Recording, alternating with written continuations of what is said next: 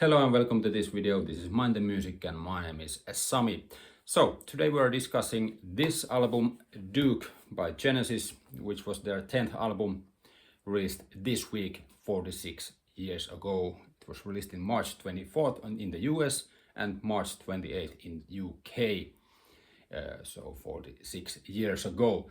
It was produced by David Henschel and the band, and I guess David Henschel also produced their previous albums from Trick of the Tail onwards, where Phil took the vocal duties in the band.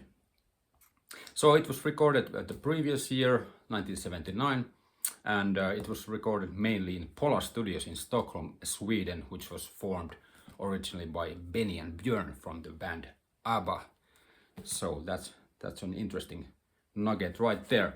So I think this album is a really interesting album in Genesis history and the time in which it was made, because this was of course the second album after Steve Hackett left the band. They had made and then there were three albums in 1978, and of course in the late 70s the progressive rock wasn't all the rage at all, because there was punk, there was new wave, all these new trends coming in the music industry.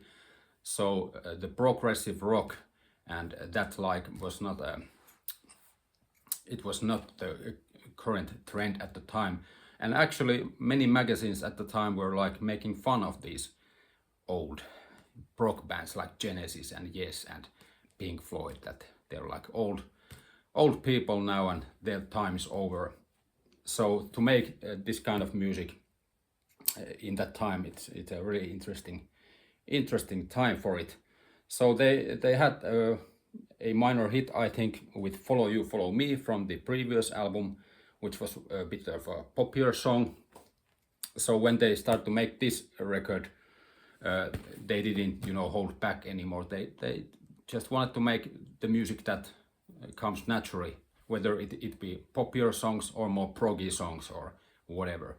So each of the three members, Tony Banks, Mike Rutherford and Phil Collins, made songs that naturally came to them, and they just then discussed if they would fit together somehow on an album.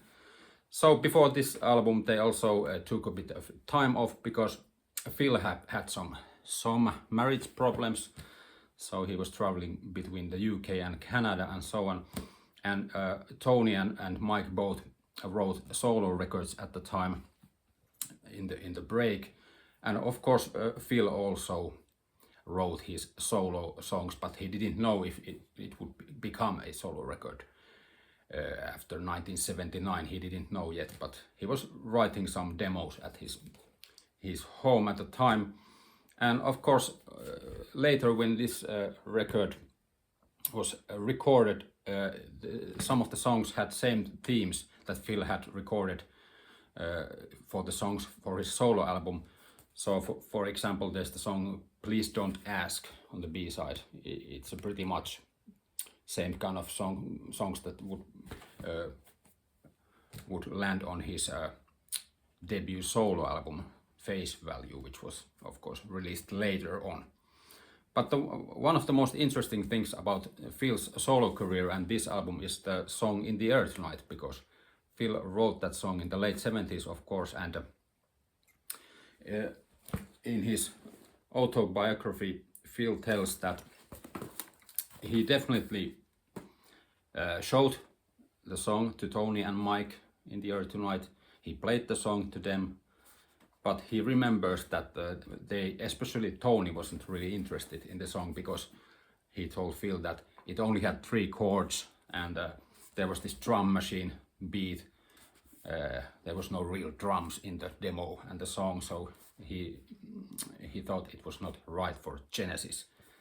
So, but Tony also has regretted it later, because of course In the Air Tonight it's a huge song nowadays and later in the decades after its release. So In the Air Tonight could have been on the Duke, but it wasn't, so that's how it goes. Another thing that is interesting in this album, because of the times, I think, it's because it's it blends together progressive elements and art rock with pop music and catchier songwriting and putting them together on this album better than Genesis had done before in the late 70s, for example, on the previous album. And for that, I think this is one of the most interesting and maybe one of the best Genesis albums, depending on the day when you ask me. But this has some great stuff in it, and it's a really a great album.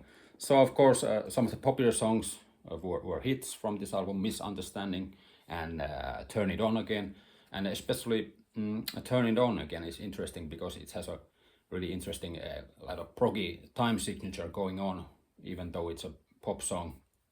And in that regard, I think it's maybe my favorite of the Genesis popular songs, so to speak. And but you also have the more 70s SQ prog rock on this right from the beginning, because you have the Duke Suite, a song cycle which is compasses like 6 different songs on this album, and it starts from the first song, "Behind the Lines," and these 6 songs like tell a certain story about this character called Albert and his adventures. So the first song, for example, is real proggy, and Phil is going nuts in the drums, and he's like pounding on, and it sounds great. It's one of the best opening tracks for me, at least in all of Genesis history or the discography. But despite these 70s proggier older influences, you also have new sounds. You have Tony's new synthesizer sounds. You have a bit of a drum machine in the song Duchess, which was of course Phil's influence because he made the demos for his solo album, so they also bleeded a little bit to this album.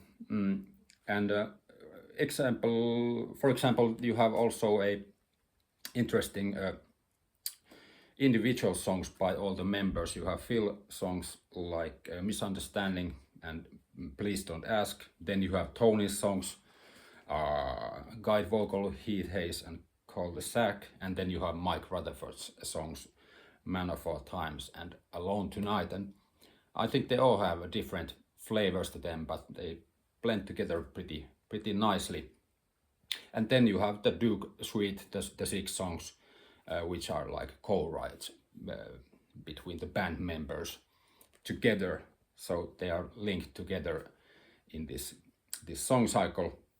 And you know, some people don't like the sequencing of this album because they think the Duke song cycle should be on one side, like a 30 minute whole, and then the individual songs should be on the side B.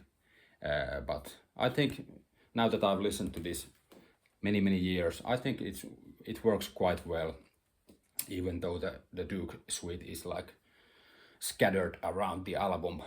But you know, it's a nice sandwich. You know, the beginning with "Behind the Lines" and the Duchess and guide vocal and so on, and then the individual songs in between, and then coming back at the end with Duke's Travels and Duke's Ends, which are like amazing progressive rock once again, with the playing and instrumental stuff going on there. But yeah, the production also I think is pretty great, and as a drummer I really appreciate the drum sound on this album.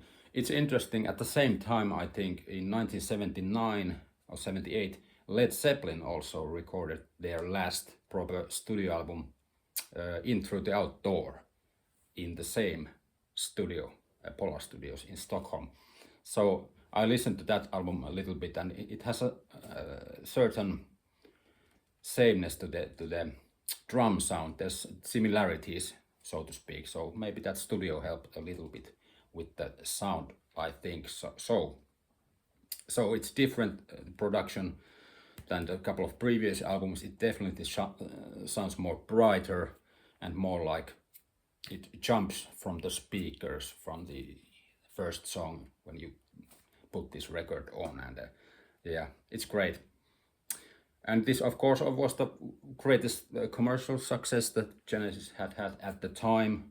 Of course, when you go forward in the 80s, they had much greater success, and Phil's solo career also picked up after this album, which is another story and caused some tension between the band members, of course, because Phil was so huge that you couldn't avoid. When you turned on the television, there was Phil in Miami Vice and everywhere else with the music videos and soundtracks and so on. But you know, this was the start of the 80s, and at least this one is a great album in my regard. I'm not so sure about the later albums. They have their moments and so on, but this is definitely a great Genesis album, and yeah, that's about it. So what do you think about Genesis and Duke? Do you hate it? Do you love it? Or somewhere in between? And what are your favorite songs? Please leave a comment below, and also remember to subscribe, like, and hit the notification. That would be great. So I'll see you in the next video. Bye.